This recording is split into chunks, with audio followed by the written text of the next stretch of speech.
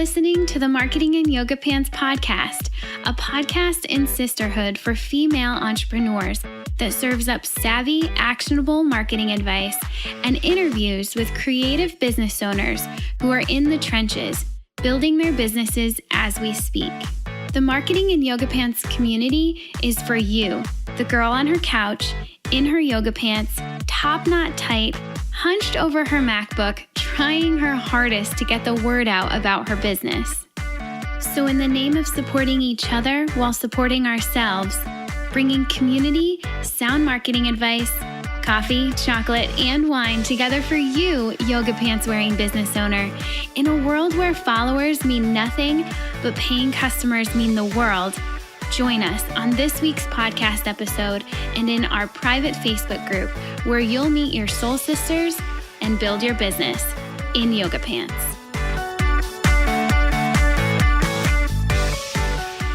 Welcome back to another episode of the Marketing and Yoga Pants podcast. I'm Brit and I'm here today with Rebecca Undem, national speaker and author of the book, How Mommy Got Her Groove Back. Thank you so much for joining me today, Rebecca. Hey, Brit. Thanks for having me. Happy to be here. Oh, I'm so pumped that Rebecca is here. Spoiler alert, she and I are in the same mastermind group. We did not know each other 6 months ago, but then we got into the same mastermind group curated by Kick-Ass Masterminds and figured out pretty quickly that we're basically soul sisters. We do, we think about things in a similar way. And I know that we have a really unique mutual respect for one another. Just from day one, I just thought, this Rebecca chick, man, I like this girl. I don't even know much about her, but I really, really like her already. And so I'm really pumped to get to chat with her today and get some insight into her business, her industry, her marketing strategy, and what makes it all tick. So Rebecca, are you ready to jump in? Oh, awesome. That was so fun. What a fun intro, Brit. Thank you. We are so Yeah, there's just so many things. Sister, I'm ready to jam. Let's do this. All right, let's do this. Okay, so first of all, Rebecca, can you tell us, how do you earn your living? Well, primarily I am a speaker. So I've been in business for myself for 5 years now. It'll be 5 years this October. And my prior life, like my professional life prior to me having my own business, I was in the personal and professional development field. So worked for a talent management company doing trainings for businesses. Companies would hire us. We come in and we work with any variety of teams from their, executive leadership down to even frontline individuals, working on interpersonal skills and communication skills and leadership skills and all that stuff. And so the shift to being a speaker, you would think it'd be an easy transition, but it's actually quite different work. And so moving out of kind of a training aspect into a public speaking aspect it's been the coolest transition of my career. It's been so much fun. So that's primarily how I make money, how I earn my living, is through speaking. And then I have my book, How Mommy Got Her Groove Back. Most of the sales of that book happen at the back of a room, so when I'm at a speaking event. Yeah. And then one of the newest things that I've done this year, these are new to me, is because I'm so rural, and we'll probably get into that, and that those are the women I support as well.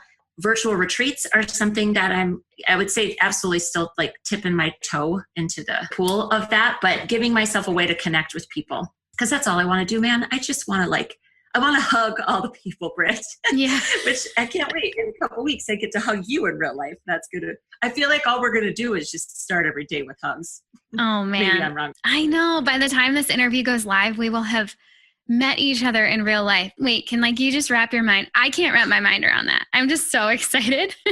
If you're listening to this right now, we have met each other in real life. We've given each other an actual hug, and just know that when we're recording this, we're really looking forward to that moment. So yeah, it's all anticipation right now. Oh my goodness, so much anticipation. So let's dig into that a little bit more. You touched on it, but tell us, who do you serve in your speaking, the writing of your book, and also your virtual retreats, and just how you show up in the business world? Who are you really serving with your voice?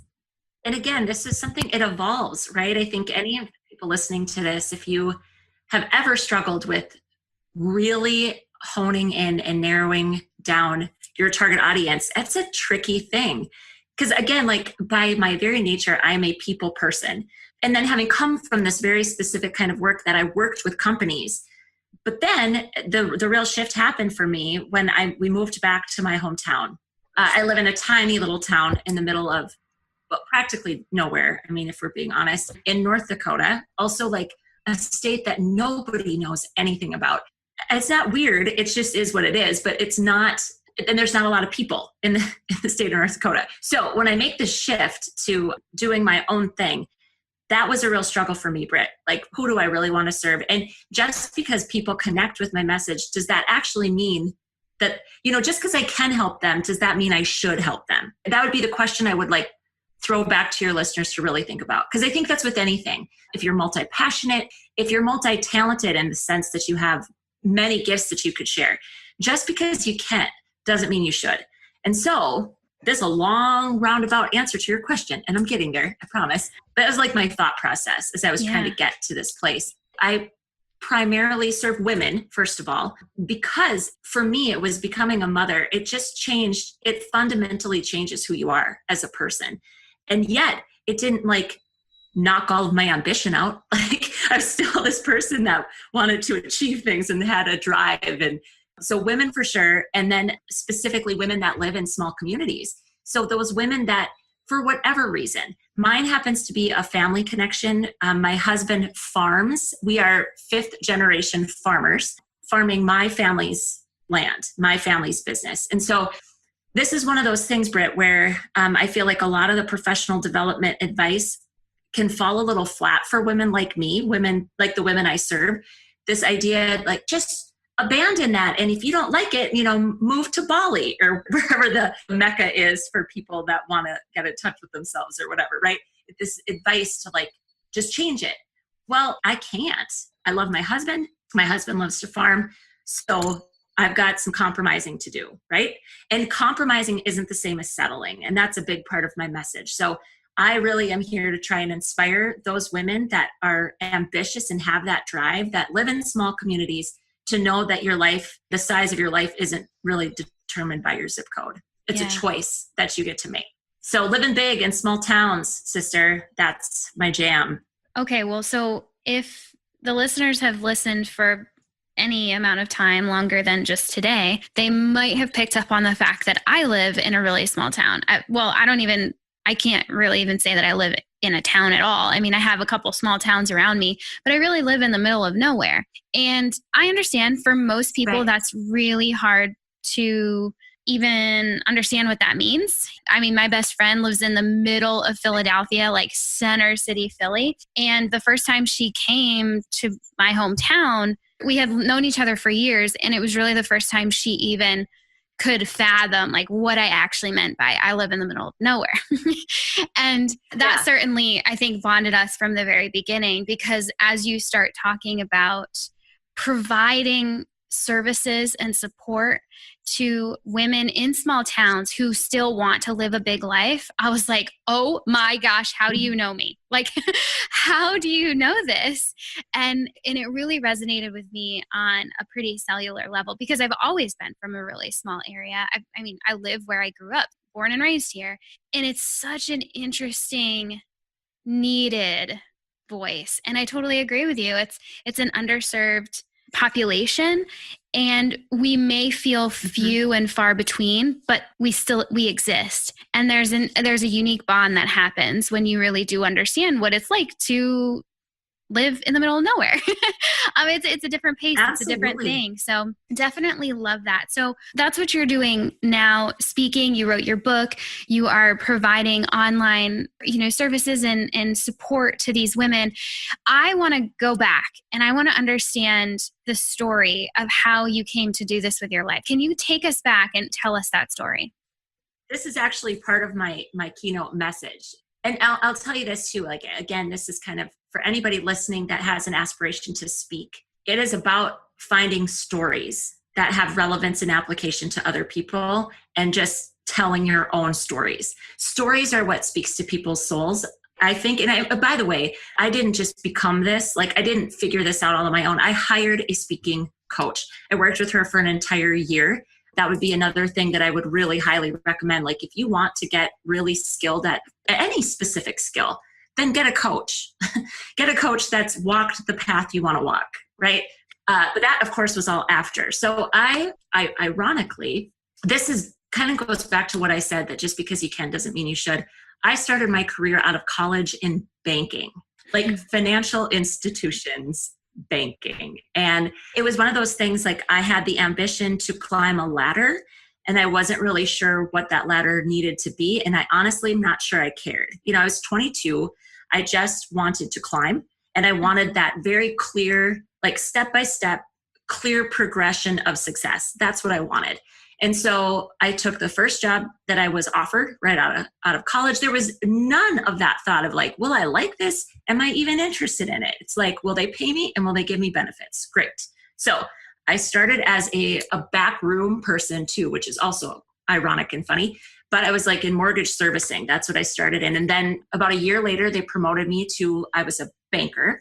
So working with customers, obviously much more my speed. I'm not meant to be really a support role at all. I'm meant to be with the people. So I went through the whole thing, Brit. I got a securities license. So federally licensed, the Series 7 and the Series 6, like these big tests that people in that world know all about. I was insurance licensed, and life was good. I felt like me, man. Like I felt like this is who I'm supposed to be. This is what I'm supposed to do, like climbing this ladder. I had gotten married shortly after college, and when my husband graduated, so he was in the military, and the only reason I say that is because I didn't rob any cradles. He's actually 3 years older than me, but he had to finish school because he had been in the military. So he finishes school, he gets a job opportunity to move to Montana.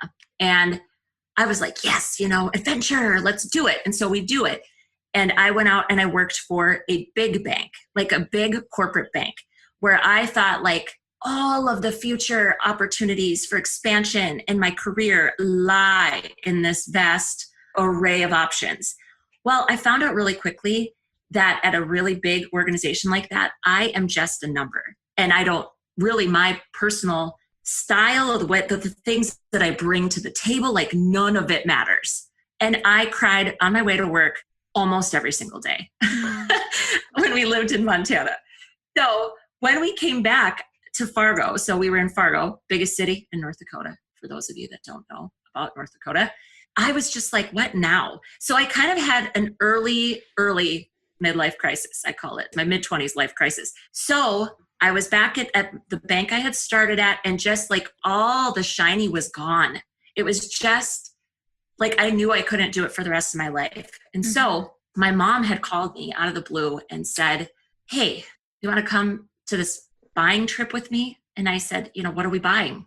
And she's like, well, I'm going to start a pumpkin patch on the farm. I'm like, say what? You're doing what? So my mom was a florist, and we lived 5 miles out of town. The town of Oaks is 1,800 people in the country, right? And she was going to start this pumpkin patch. My mom, if she's one thing, she works really hard and she's a dreamer. She was like, I'm going big or going home on this. She put up a retail building on our property, put up a whole new barn structure, and had this whole idea in her head of what this was going to look like. And so it was that buying trip. We drove to Madison, Wisconsin from our small town. It's a 9-hour drive each way. And basically in that time span, we determined that she had some pretty big holes in her business plan, because she grows all the things and she's creative, but she didn't have a thought in her mind about like, what does this mean? How am I going to market this business? And so it was like, that's what I can do. So that, Brit, is what brought me back home to my hometown, which sounds so insane. And it truly was. Like within 2 weeks of that, my husband came back and was farming, getting into farming. My dad has a seed business as well. So it was like, bam, I was a banker. My husband worked for the government. We went from that level of stability and security to just straight up, what the heck are we doing? Wow. Self-employed, whole thing. It is kind of fun. I mean, it's fun because it was so out of my character. Like, I'm a planner by nature. I like to know exactly how things are going to go. And in fact, I get a little miffed when they don't go the way I plan them, right? This is really like caution to the wind. So all the other people moving to Bali, that's like how they feel about that. This is me moving back to my hometown. Luckily, I had made the connection with the Dale Carnegie franchise owner here in North Dakota so I was already like laying groundwork for getting out of banking anyway. So I had already had those connections with her, and that just transitioned into me working for them from here. It wasn't like full time because, by the way, I also got the note 2 days before I left my job to move home to Oaks that I was pregnant with our first child. Holy smokes. I love this story. This story is the best. Like, so just straight up full tilt identity crisis, Brit. You know why I love it and why I really love giving women space to tell the intricate details and the stories that happen is because I know that there's someone listening right now going through what feels like a change that she's not going to make it through because it just feels too big, because we face those. I know I'm thinking of one right now that I've gone through, and it's just like, it just feels so massive, and there's no way that you can possibly, as the human being that you are, handle all of it. But then when we listen to stories like this, like Rebecca's story, we can think, okay, and she's living, like she's here now and she's incredible, and okay, like maybe I can do this. Maybe I can do this for another day. Maybe I can do this for another week, and it's super empowering to hear that. And so you moved home, totally changed your life. And I know that this is part of your story. You kind of supplemented that transition with being involved in the Dale Carnegie organization. So tell us just a little bit about that. And then I can't wait to talk about your book and your speaking. So how did Dale Carnegie come into this? Seriously, I did. Okay, so how I kind of got the real calling, like how do I get out of banking? Like, what do I do? How do I get out of this? I actually joined they were called masterminds, but as you and I both know, like a true mastermind, like the one that we're in through Kick-Ass, is very, very different. But this was back, so it would have been in, let's see, what year? 2007. And Think and Grow Rich had kind of made a resurgence, and people were really talking about having these, they called them mastermind groups, but really it was just people getting together and talking about that book.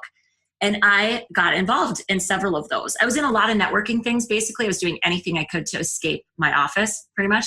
And again, being with people. So it was some of those things where I started thinking about, like, what have I done in the past? Through any and all of my experiences, what are the things that I've done that have actually made me feel the most alive and that have made me feel the most me? When there have been those moments, and it always came back. And again, like at some point we have to just own it. I'm going to say something right now.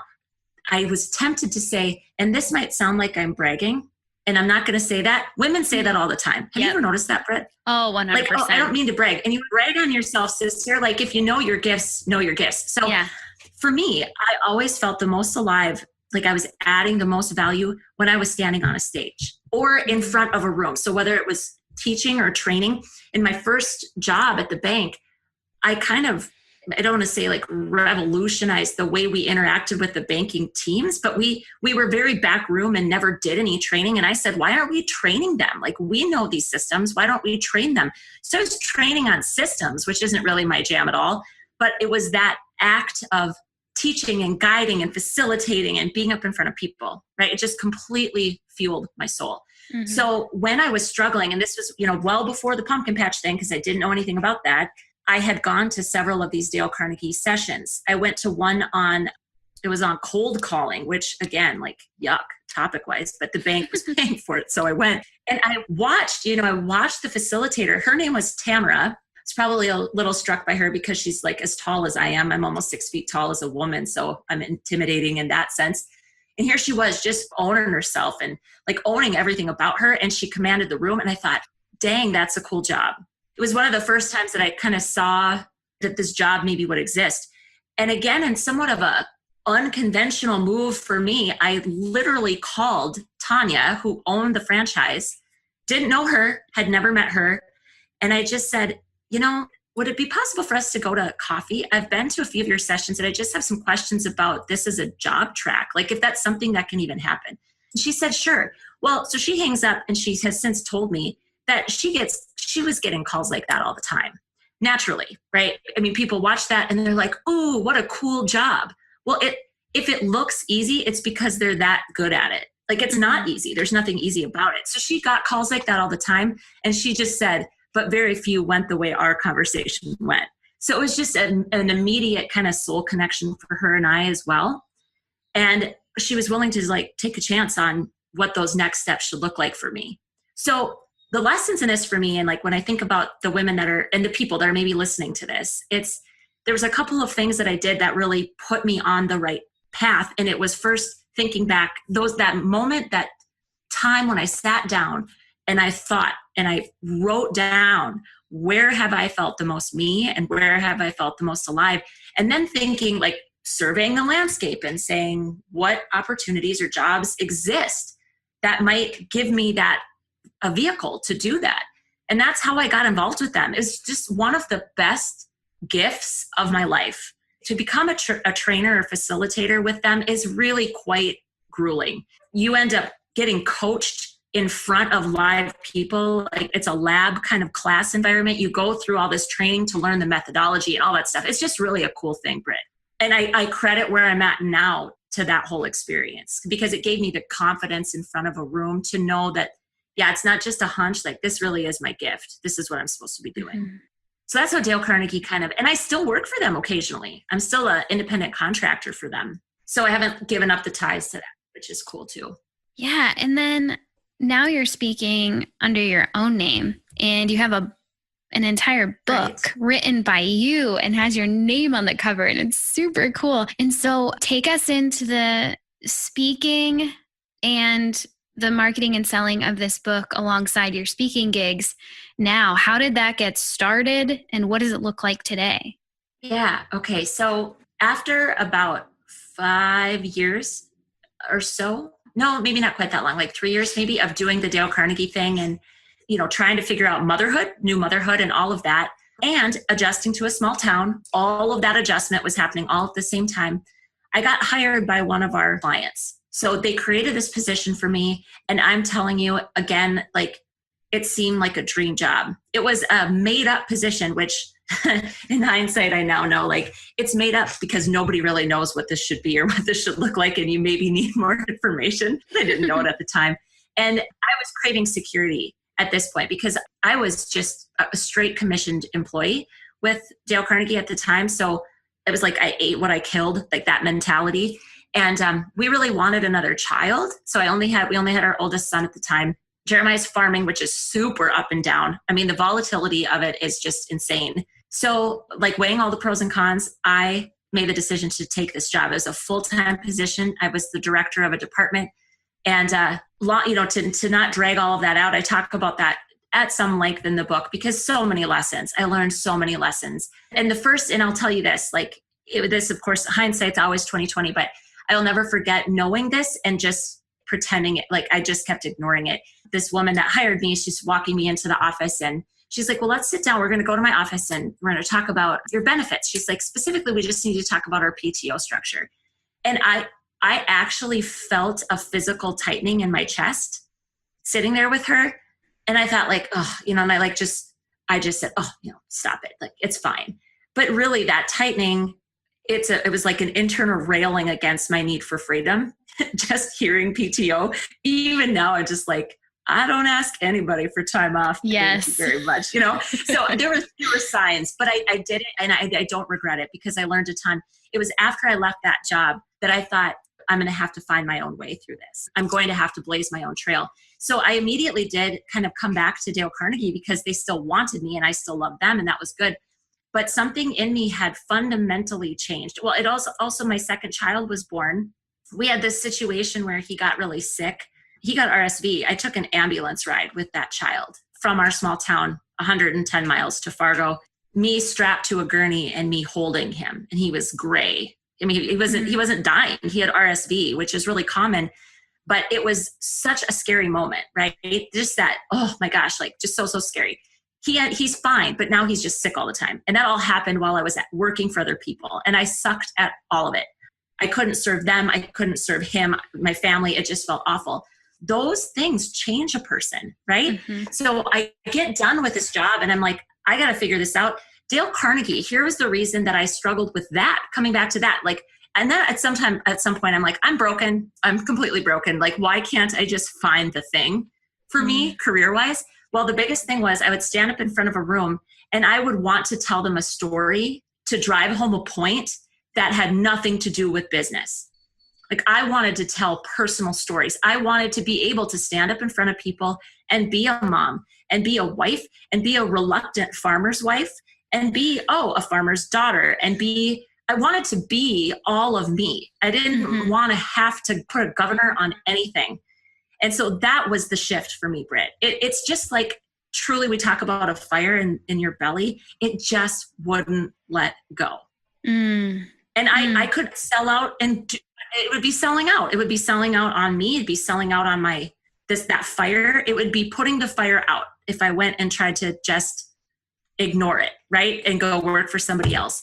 So that was how the shift happened. And I had been blogging right when I stopped working. So that was the 5-year ago mark that I stopped that job. It was in June 5 years ago of 2013. I started blogging. And as I was writing a lot of the things I wrote, because I just wrote about my life, people were like, oh my gosh, that could have happened to me. And I suddenly realized like the power of connection. This is what I want to build a business around. And then it evolved. There's lots of stories. I ended up getting pregnant again. None of the 3 were like planned in terms of when they came. All wanted, but not at all planned. And I just constantly was being reminded, like, you're not in control, little girl. Like, it was seriously. Apparently I still need the lesson because I keep getting served up these moments of like, you're not really in control. But that was how. And then I met my speaking coach, who also happens to be an author. And it was that relationship that blossomed into me writing the book. And then the speaking came kind of right alongside it. I was writing the book as I was also already speaking. So now in terms of marketing them, it really is just finding the right places to speak to these women that I know are out there. And unfortunately at this point, I think this is my big picture, like my big life goal. I think I'm going to have to be the one to create that for them, because there's not a network of small town people that just doesn't really exist. There's places where kind of some of them hang out. What I've really found is a lot of the women's organizations are agriculture based, which is great because I can certainly speak to that. I live that life too. But, just people that happen to be in small towns like you, right? You're such a great example. I think you're 100% my target audience, and you're not connected to farming specifically, right? Right. No. So that's how it transitioned. It was me saying yes to myself, I think. Yeah. Oh my goodness. It's just super cool that you have been consistently willing to pivot, adjust, and stay connected to Rebecca. And I know within that story, there were moments that you were completely disconnected from who Rebecca really was. And that's how Mommy got her groove back in the first place, was she chose to connect back to herself. And it's such an empowering story. And I'm so glad that you were able to share that. And it's really interesting now, especially to me, to understand how the book and the speaking gigs kind of came in at the perfect moment and grew together to be what they are today. As we think of it from a marketing standpoint, from a business standpoint, I think sometimes people get really confused. And I know I was like this for a while too, confused with so anyone can write a book. Why would you? How does that fit into the rest of your stuff? And your story is so key in that you were writing, you were blogging. You can't write a book if you're not writing already. I don't see anybody doing that unless you're getting it ghost written or something, but that's not the typical story for our listeners. Right. So you were already writing, you were testing out this message and experimenting with it and seeing that it landed with people. And it sounds like as soon as you opened up to the idea that your story had power and had value, this angel of a person came in and was able to show you the next steps, which is beautiful. And I could talk about that all day, but it's inspiring to say the very least, that you're willing to be open to it and be willing to share the real stuff. I think that is one of the things that I respect about you most, Rebecca, is that you're willing to share the tough stuff. You're willing to tell the stories that might not always be taken well, but you do it out of love. And so then people can learn from them, and it's just beautiful. So now, as you're running your business, you said you've kind of got your toe dipped in the water of virtual retreats. You have your book. You are continuously looking for places to speak to these women. What is working for you right now? And where's your focus at when it comes to building and growing? Oh, such a great question. So a pretty significant shift that I made in this last year. One of the things I struggle with probably day to day the most is still the feeling of isolation. I work alone. It's not that the women in my community aren't cool enough. I would never, ever say that. It's just, I sometimes feel like kind of a anomaly in the way that I think about the world and the stuff I want to talk about. I don't always feel like that part of my intellect and my heart and my soul gets fed through the relationships that I have right here.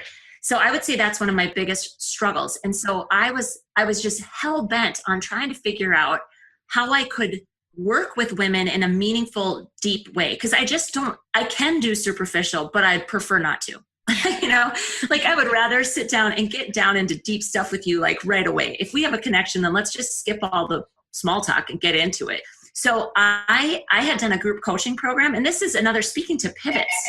I had done a group coaching program because I thought, well, this is how it's got to be. Like, this is how I'm going to communicate with these women. And I did it for an entire year. It was called Groove School. I'm very proud of that program. But at some point I realized, like, I'm giving more of this. There were times where I was showing up and they weren't showing up, just the execution of it wasn't really working. And so in January of this year, I just decided there are two things I want my business to be more of. I want it to be more high touch, and I want to have more fun, because I just stopped having fun. I was still doing, again, speaking had been going alongside all of these things at the same time. I think what is really working for me now is I pivoted back to my focus being a speaker. This is what I do. And I am really proud of something that I've just now kind of revealing again to the world, a done for you small town event. Because, so here's what tends to happen. I go speak at an event and a woman that really connects with the stories. And that just happens, right? I'm not going to be for everybody, but when you're for people, you are for them, right? They get you, they feel like they could have written it, that kind of a thing. They would come up to me and they'd say, "Oh, Rebecca, that was so amazing." They say whatever they want to say. And then they say, "Oh, our small town, we could so use you." Well, so this is my answer to that, because the challenge is that, so if this one woman decides she wants to do that, how the heck does she put that together, right? In her small town, how does she market it? How does she communicate it? How does she pay for it? Like, how does this look? So I have created a template with, a full email promotional plan, a Facebook promotional plan, the flyers, the news releases, like all of the stuff, Brit, I've created it for them. So this does a couple things for me. First of all, it gives me something that when that happens to me, I can say, well, let's do it. And I give her the tools to actually make it happen. It allows me to control the branding of it. So it feels like a Rebecca event. I didn't know that was a thing for me until, like, looking at some of my best photos that I have from the events that I've done. Like, my book signing event has some of the most uplifted, high spirit, high vibe photos that I use in my marketing. And it's because I hosted the event. So again, it's just getting back to when you have to make a pivot. If something's not working for you, right before we started this call, you said, "Oh, let it be easy." That is the goal to me. If it feels heavy, then something's not right with it. Mm-hmm. So that's the thing I'm most excited about right now. And my goal is my big goal is to deliver one of these in every single state in the United States. Oh, like, what timelines? Yes. I'm not putting a timeline on it. That's what I want. Because, we were talking about this thing. A lot of people do not get this lifestyle, and that's perfectly understandable. But let's be real, friend. There are more small towns. There are more rural towns and small towns than there are big cities. Mm-hmm. Like, every state has small towns. There is no size that is too small. That's what I'm most excited about. I love that. And for those of you who have been listening and following along and knowing that I speak a lot about your marketing personality type, I want to speak into Rebecca's, because this whole conversation has been about what has felt good for her and paying attention to, when do I feel the most alive? When do I feel good? And how can I infuse that into not only my life, but also my business and my work and my legacy? And she has, for a long time, identified that speaking and training feels really, really good to her. And that did not surprise me at all when I found out that she was an ENFJ. That's her person, right? I'm not wrong there, right? Yeah. Yes, ENFJ. ma'am. That's right. And again, another similarity. We're both from small towns and we are both ENFJs. So you can just see where the soul sister mashup comes from. Absolutely. But yeah, so if you're wondering, well, like, why does that feel good for her and it doesn't feel good for you? Well, your personality types might be vastly different. And if you're thinking, man, I want to have that life. Well, if you are an ENFJ, you probably should have that life. And I want you to get in touch with Rebecca because she is super, super savvy when it comes to infusing that just real person that she is into her speaking and the way that she does her stuff. So that's just, it gives you a little peek into that. And now I want to shift and understand what inspires this work, Rebecca. Like what really lights you up about it and what keeps you going? I think what inspires me about this work is that as an ENFJ, I am wired for people. And so the other thing that this work has shown me is that I've always been wired for this kind of work. As a little girl, I was constantly told that I was too sensitive, right? And I might have been too sensitive for my family, for sure. I was a lot because I'm like big feeler, like all the feels. And so there were definitely those times when I doubted or didn't see clearly how that sensitivity could translate to a gift. And now it is just completely evident to me that maybe my sensitivity is my superpower. Like it's my ability to empathize. It's my ability to see myself in other people. And so the thing that inspires me the most is when we make those connections. There is nothing I love more than that feeling for another woman. Oh, I could almost cry. Like I got a lump in my throat just thinking about it. That moment when she looks at you and she doesn't feel as alone as she did just 5 minutes before. So I said, like, I love hugs. I just want to wrap these women in a virtual hug. Yeah. And that's what the work I think does. It's just like, it's that comfort of knowing you're actually not all by yourself. And I said it just a few minutes ago, like I still struggle with isolation. So I know for me, it's like that constant little boost to your soul to, just to remind you that you're not all by yourself. That's what honestly just lights me up more than anything else. And so topically, it doesn't even matter for me what exactly it is that we're talking about, but being able to connect with people like that so they really feel seen and heard and valued and like they matter. And women, a lot of the women that I work with, Brit, all of us get tied up in believing that our value to the world is defined by the roles that we're playing. And you are not your roles. I am not my roles. I have those roles. They're very important. Like motherhood is one of those things. It just can become this all-encompassing thing. And I don't ever want to wake up and say, what happened to Rebecca? Where did she go? So I'm going to fight tooth and nail to stay connected to myself.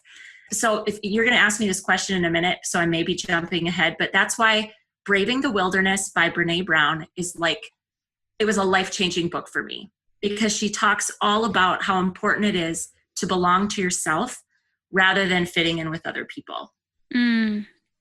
Because that's the thing, right? And I'm raising these little people to try and do the same thing. Like, okay, so if you dilute yourself down or you water yourself down to conform and fit in with them, do you still belong to you? And if not, then that's a higher price. You're paying a higher price. The price of fitting in is has a higher cost. So that's what I get so fired up about. Yes. Yeah. Right. Can you feel that? Gosh. I can always feel what you're trying to get across. It just like speaks right to my soul. And I love that. And that was going to be my next question. What resources would you suggest? You speak a lot about, getting your groove back, right? Like getting into your own groove. And that's a really great resource. Brené Brown's Braving the Wilderness and really owning what's going on for you and the feelings and the story and all of it. And I know in your book speaks to that as well. And so before we get to our last question, please let our listeners know right now where they can go to get that book, How Mommy Got Her Groove Back.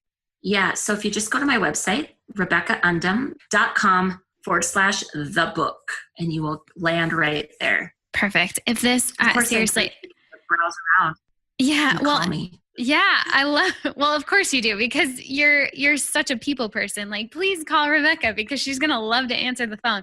I would definitely recommend if you are a mom, and I'll even say, everybody knows I'm not a mom yet, but it's really encouraging to know that women like you are out in the world speaking about this and giving women, females as a population, the permission to not lose ourselves in the transitions of our lives, because it's really, really easy. And it's not shameful. It's not something that if you find yourself having kind of lost the core pieces of yourself along the way, it's not like you've done something wrong.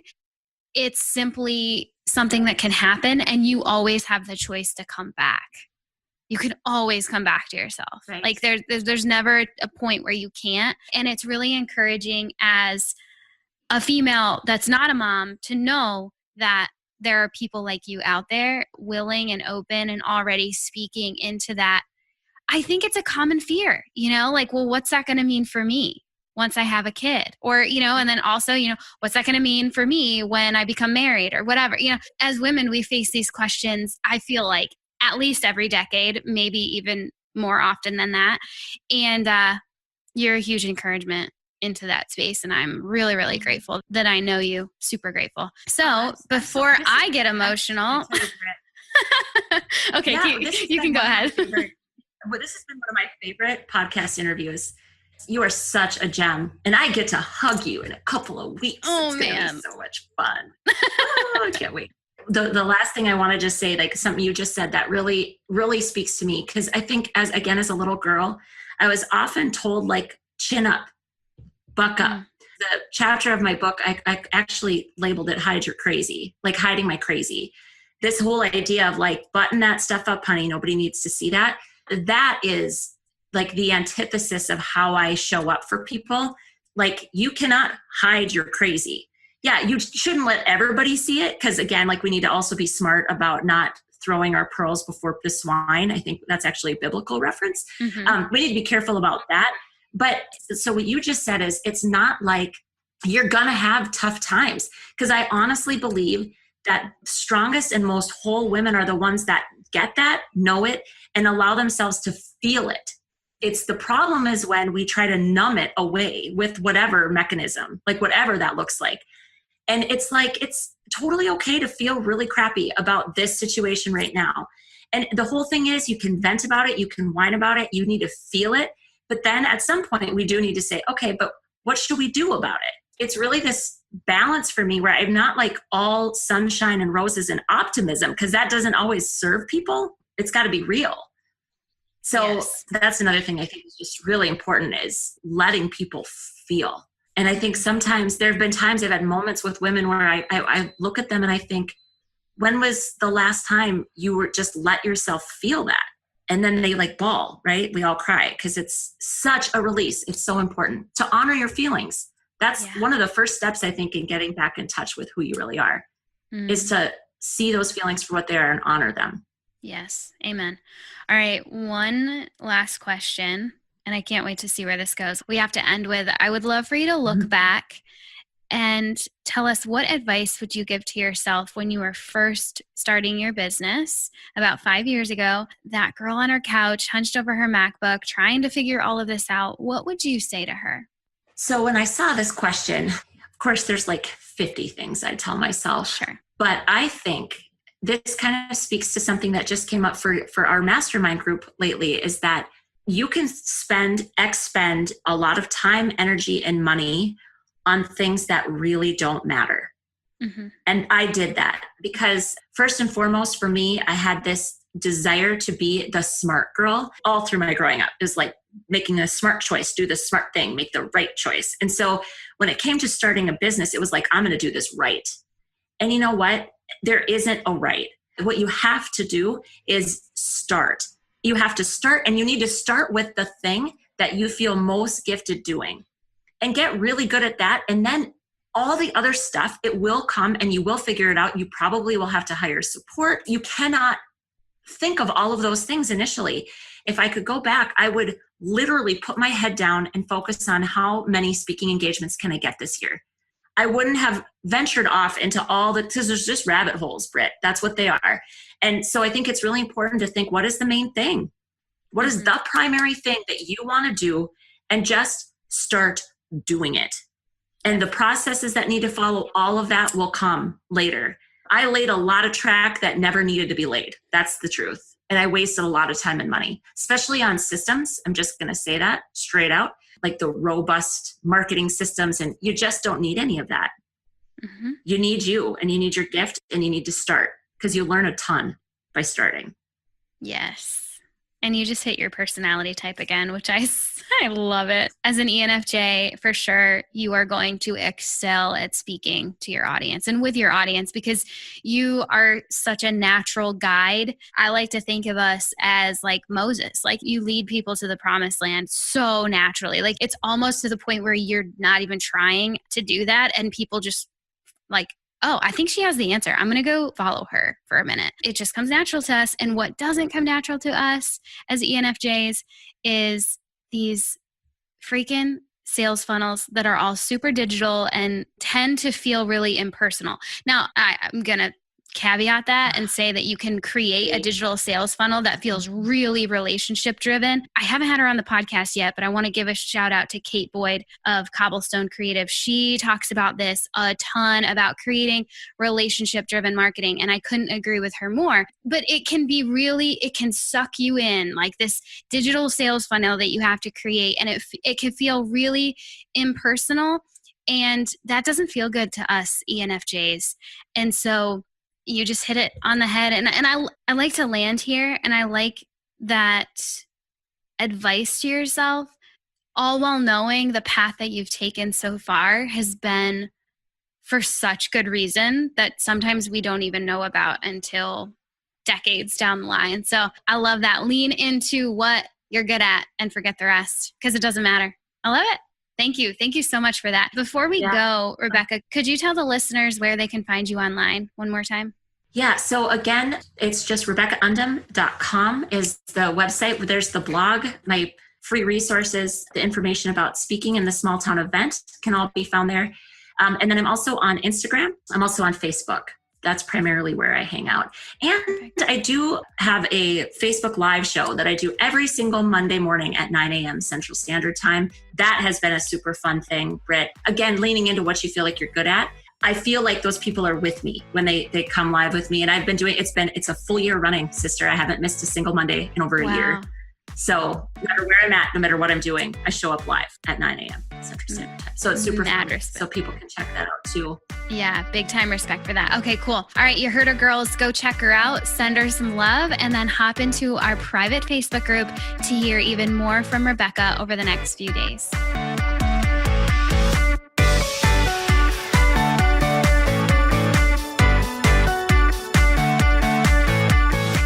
Thanks for joining us on this episode of the Marketing in Yoga Pants podcast.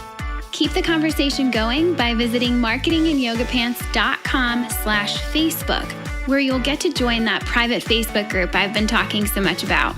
There, you'll get to chat with our podcast guests. Yeah, they're in there too. And all of the other brilliant creative business owners. We're connecting, we're meeting our soul sisters, and we're building our businesses, all while in yoga pants. So come hang out with us. Again, visit marketingin.yogapants.com/Facebook to get in. And one more thing. If you dig this podcast, would you be awesome and share it with someone? This entire Marketing in Yoga Pants movement is nothing without its community. So please share. And if you're really feeling the love right now, jump into iTunes. You're probably already there if you're listening to this right now. And leave us a rating and review.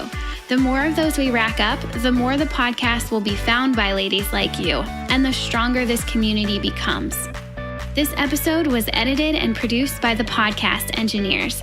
They're pretty great, so go find them at podcastengineers.com. This episode was also brought to you by my online marketing agency, Jam Marketing Group, and you can find us at jammarketinggroup.co. That's all for now.